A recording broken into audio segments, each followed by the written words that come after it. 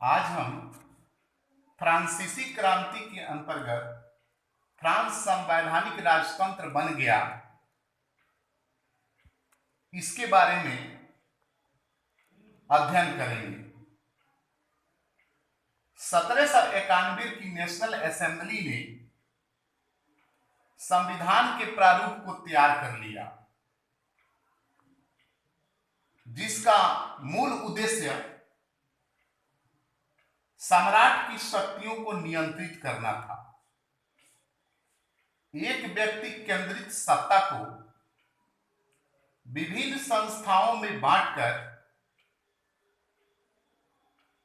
सत्ता का हस्तांतरण कर देना था, जैसे विधायिका, कार्यपालिका और न्यायपालिका।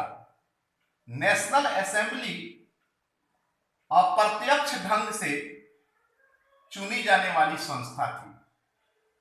इसके चुनाव सक्रिय नागरिकों के द्वारा होता था।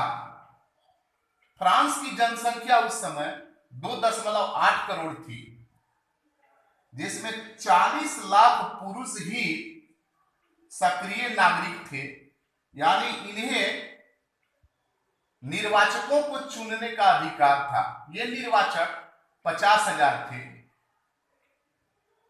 सक्रिय नागरिक बनने के लिए 25 वर्ष की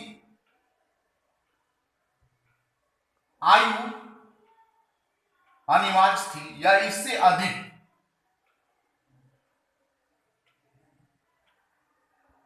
निष्क्रिय नागरिक 30 लाख थे, जो पुरुष, महिलाएं, बच्चे और 25 वर्ष से कम उम्र के लोग थे। यह स्पष्ट है कि 25 वर्ष से ऊपर उम्र वाले ही पुरुष निर्वाचकों का चुनाव करते थे। जो निर्वाचक 50,000 थे, ये निर्वाचक नेशनल असेंबली के 745 सदस्यों का चुनाव करते थे। निर्वाचक और नेशनल असेंबली का सदस्य बनने के लिए करदाता सूची में उच्चतम स्थान पर होना जरूरी था। इधर सक्रिय नागरिक बनने के लिए भी कम से कम 3 दिनों की मजदूरी कर के रूप में जो चुका सकता था, वही सक्रिय नागरिक होता था। 1791 की नेशनल असेंबली को संविधान ने कानून बनाने का अधिकार प्रदान किया। कानून पुरुष अधिकार घोषणा पत्र से प्रारंभ हुआ,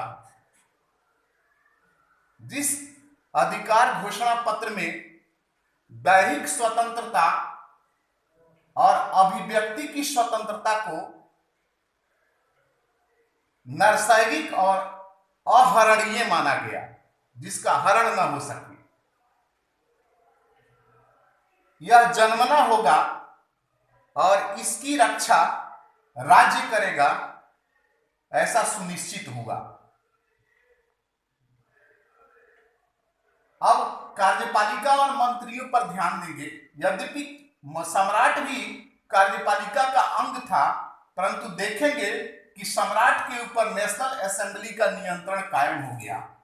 मंत्री भी नेशनल असेंबली के प्रति उत्तरदायी हो गए। यहां सक्रिय नागरिकों के द्वारा न्यायाधीश का भी चुनाव होने लगा। इस तरह से फ्रांस पूर्ण रूपेण एक संवैधानिक राजतंत्र बन गया। गृह कार्य सक्रिय और निष्क्रिय नागरिकों में अंतर स्पष्ट कीजिए।